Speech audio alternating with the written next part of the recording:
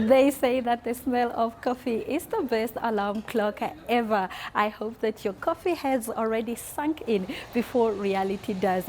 This morning on your favorite entertainment breakfast show, Smell the Coffee, we are at the launch of the Tourism Expo right here at Country Club. My name is Aina Raisa Koyo, and all you have to do is continue sipping on some of that coffee. Sit back, relax, and let me entertain you as well as inform you.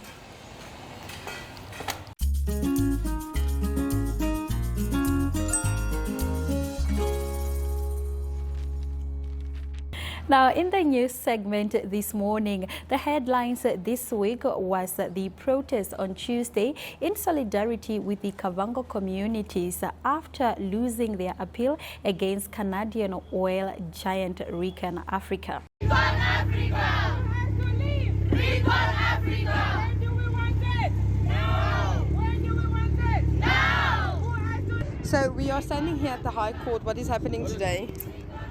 We are here to protest in solidarity with the communities in Kavango that have to pay Recon Africa's legal fees, which is totally absurd because it's people that don't even make, let me say, if they make 20,000 a year, maybe, but they don't. It's people that live in villages and communal area, and they are only defending their constitutional rights.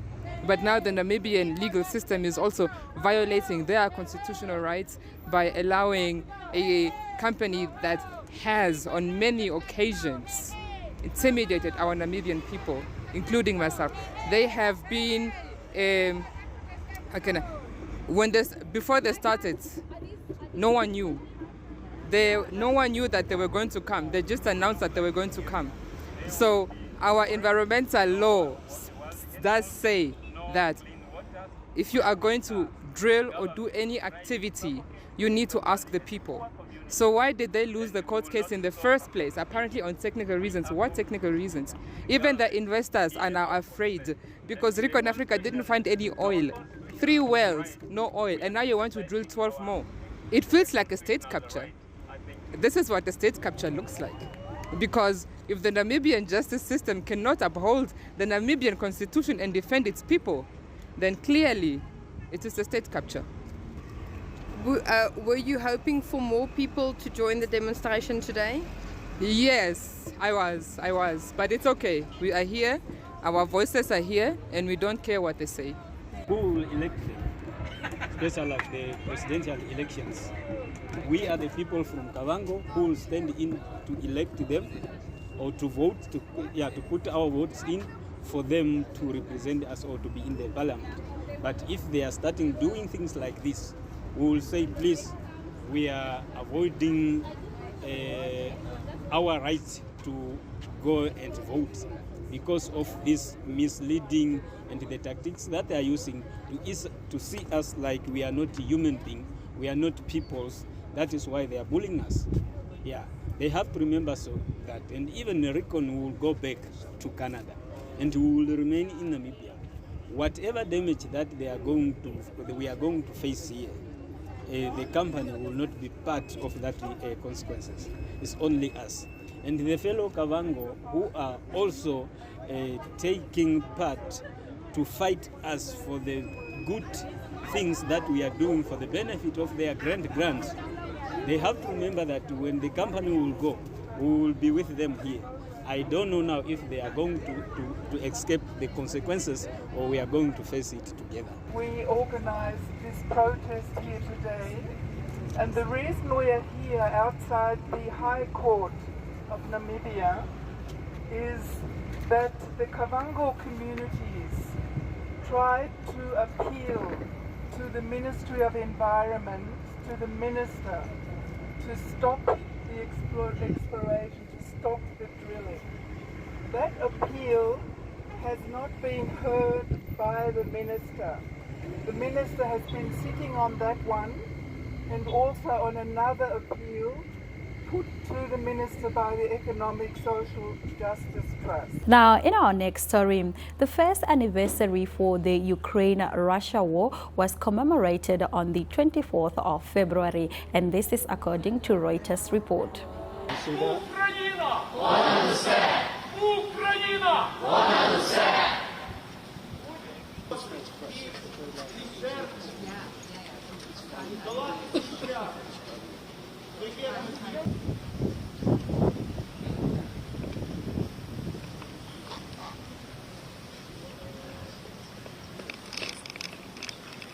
Having a way smaller territory. We learned a lot about ourselves. We learned a lot about Ukrainians. We learned that in the times of war, in the horrible times when an enemy attacks, we can forget about our differences and come together. And we continue doing this every week, every day, every minute, every hour. Slava Ukraine! Glory to the nation! Glory to the nation! Glory to the nation! Ukraine! Ukraine! Ukraine! Thank you.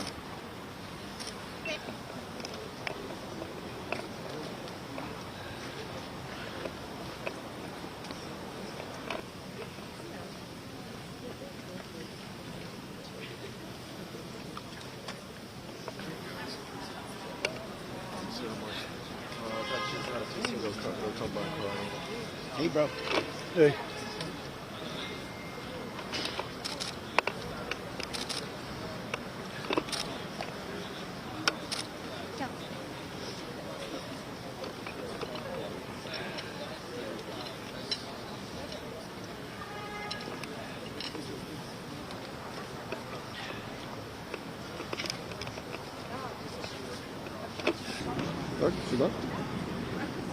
The future of Russia in the hands of Ukrainians.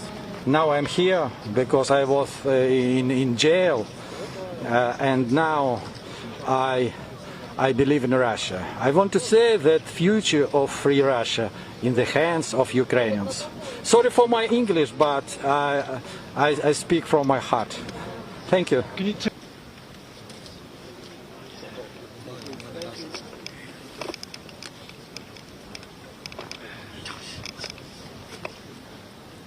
I'm sad but hopeful, and I believe that Russia must be stopped, and I think the world together should do all they can to do this, because it's never going to end with Ukraine.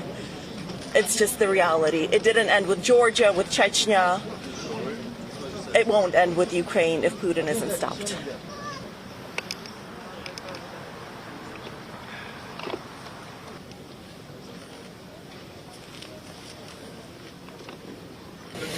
Tell me, what's your message to Vladimir Putin tonight? To get out of Ukraine, of course, and stop this criminal war. Because this is madness, and nobody needs this. It shouldn't be happening.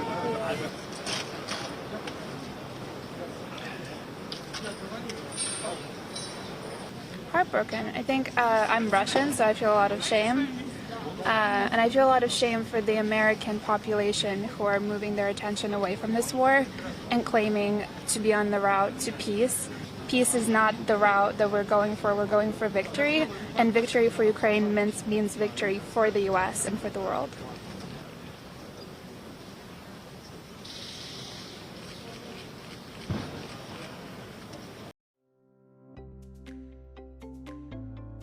Straight Talk is a debate competition for high school learners and a spelling competition for primary school learners, mostly focusing on current affairs among the youth. Contact Zone at synergy.com.na to share your products and services. Straight Talk. Don't raise your voice, improve your argument.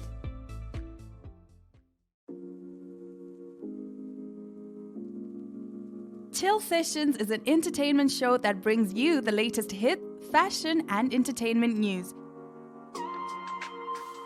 If you would like to feature your brand or campaign on this platform, contact chill@synergy.com.na. Chill Sessions, bringing art and entertainment to the people.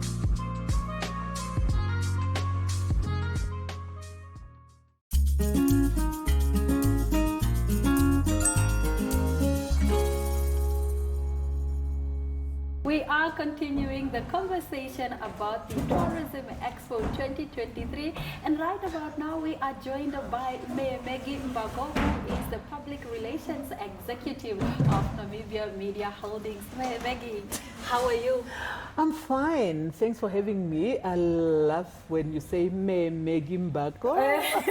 Maybe it sounds really Maggie, but thanks for having me and thanks for that address. You are welcome. Now let's talk about, the Tourism Expo. When is it happening and how much are the tickets?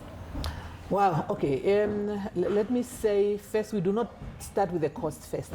I'll give you the information on when the expo is starting. Okay. The expo will take place from the 26th to the 28th of April in 2 months' time. And that's right here at the Vento Country Club. All right.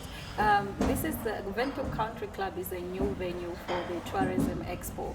Why then the change of venue? Okay. Why the change of venue? And maybe let's start with, we hosted it here. Yeah. We launched it just a few minutes ago, an hour ago.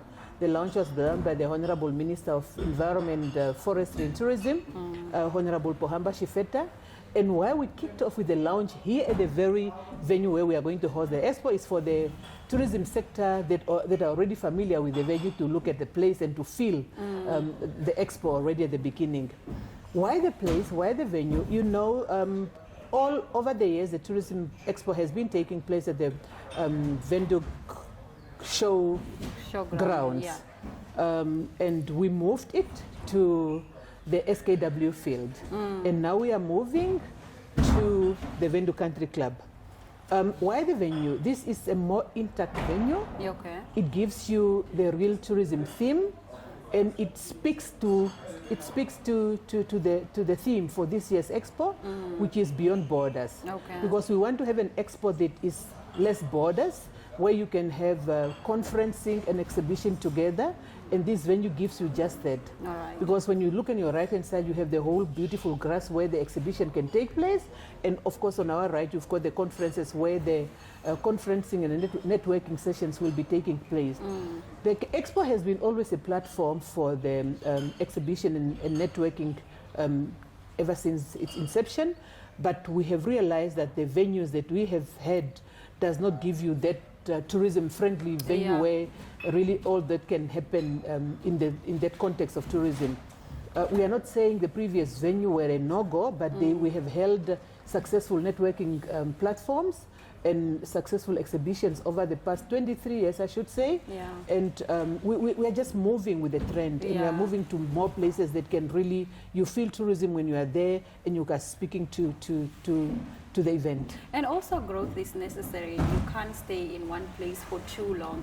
That I understand now that the date of the Tourism Expo has been changed to April, and you already shared, the information on when it's happening in April. But why then was it decided to change the date or the month rather to April? Okay, you remember very well over the past years that Tourism Expo has been taking place in winter. Yeah. That was at the beginning of June, towards the end of May. And we also take cognizance that we need to have the parents who are mostly tourism operators and who are visitors to the Tourism Expo. And you have noticed that the school calendar have also changed. Now, for us to accommodate and to ensure that we have everybody included, and also the chilly weather in June, that we have everybody coming to the expo, and we have resolved to have the expo in April this year. And not only that, we are also aligning the expo with all other trade fairs in the country that are hosted by different local authorities, and so a number of events that takes place around this time of the year, because most of the exhibitions locally starts with April to May, not necessarily June and upwards, with the exception of Ongwediwa Trade Fair, of course, where all the roads faces leads to the north for the trade fair. But all other trade fairs really do take place along the time, and we are about inclusivity. Yes. So Tourism Expo is the main ones that we really wish and want and pledge to include all other smaller tourism exhibitions. So I think the Tourism Expo will be the first exhibition event that is taking place that is focusing on tourism, and we have invited all the other event organizers so that they can come ready and start marketing their events at the Tourism Expo. So that's why we feel we must open the door to the exhibition in Namibia, and then of course create awareness for other exhibitions to come. Yeah, starting with a bang. Yes. I love that. All Yes. right, finally, Maggie, talk to us about what we can expect from the Tourism Expo 2023. What's in store for me should I then decide to go to the Tourism Expo? Okay, we cannot appreciate, but we can say regrettably for over the past 2 years, 2020, 2021, we did not really have any expo, with a little expo that we did in 2021, which has been the only exhibition, let me say, countrywide or globally. 2022, we had an expo, but we were still not sure. We were still in fear. People were still trying to whether to go out or not to go out. Those decisions were still to be made, whether it's by exhibitors or by visitors. This year, definitely everybody is on a go. Yeah.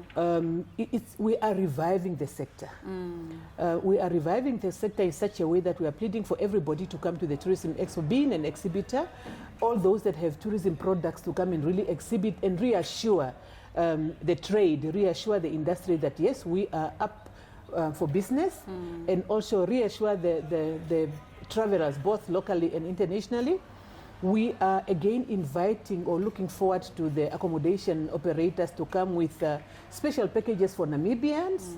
And of course for SADC, we just have the president launching the passes off with the ID cards between Botswana and Namibia, and not forgetting that the Botswanas are the most frequent travelers to Namibia, more especially in December. So we are really just calling on the industry to come with packages that can befit the region with good prices, so that we can really again promote and get back to where we were in terms of statistics, and also just revive our sector so that we can again start making business in tourism. All right. Yeah, and creating more jobs. Very important. Very important. Yeah. Now, finally, before I let you go, I know I already said finally, but I just realized that I asked you a question that you did not answer. So I'm going to ask you again, how much are the tickets to the Tourism Expo? Is that information available yet? Now we can speak about how much. Okay. The Tourism Expo has always been providing a value for money event, and the price really includes all activities that are coming to be the whole experience, not activity, but experience, starting from conferencing to exhibition to engaging and to entertainment. Yes. So therefore the price, a package which includes all those activities and information or the events that I spoke about, is 150 Namibian dollars per adults, and $50 for the children between the age of 6 and 12. And of course, beyond 6 or below 6 years, it's free. And of course, our senior citizens, our pensioners enter the expo for free and really come and experience it. So I am really saying 150 Namibian dollar, that is a package for any Namibian to come to the expo and really have the best experience that we have lost for many years. I love that. I love that it's going to be an experience for everyone. My entire family can come, from my grandmother to my little niece, to me, to my dad, to my mom. Absolutely love that. It's so inclusive. Maggie, thank you so much for joining us on Smell the Coffee.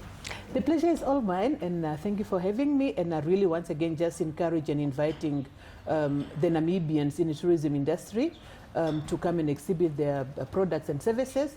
And as you know, tourism is vast. We are calling on from the Vivo Energies of the world.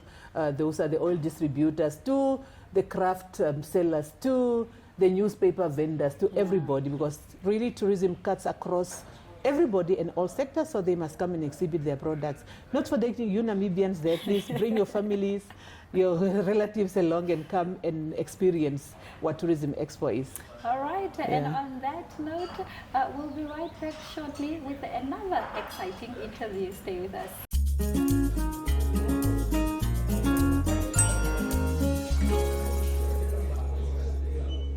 3, 2, 1. The weekend is upon us and there's lots to keep you busy. On Friday at 5, there's an art and design exhibition as well as the sale of anything that has to do with sunflowers at the Kostev Arts and Craft Centre in Swakopmund. This exhibition can be viewed until the 24th of March. At 6, there's a public talk on the first image of a black hole by Heino Falke at the Windhoek Afrikaanse Privaat School in Drakensberg Street in Windhoek, which is hosted by the Scientific Society. At the same time, the Midlife Band performed at the Netwerk Namibia Golf Day, taking place at the Windhoek Golf and Country Club. And at 7, Acoustic Friday is back at the Franco-Namibian Cultural Centre, with the Yesterday performing. Get your tickets in advance to save a couple of bucks. On Saturday at 10, South African singer Andriette Norman hosts a ladies' breakfast at the Pro-Ed Academy School Hall in Swakopmund. Later the day at 5:30, she performs at the same venue with Namibian singer Emil Strubev opening. At 7 in Windhoek, there is a live Parisian jazz concert in the National Theatre.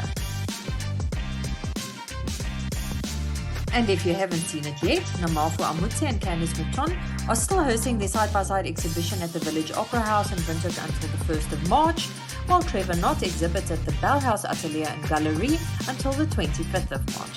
Have an awesome weekend!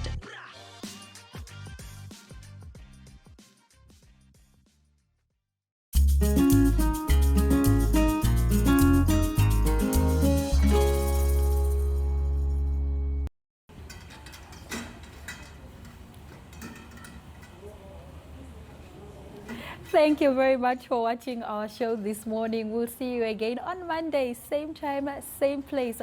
Please do remember, do not only smell the coffee, but also drink it. From myself, Aina Raisa Koyo, and everyone on this production, it's adios.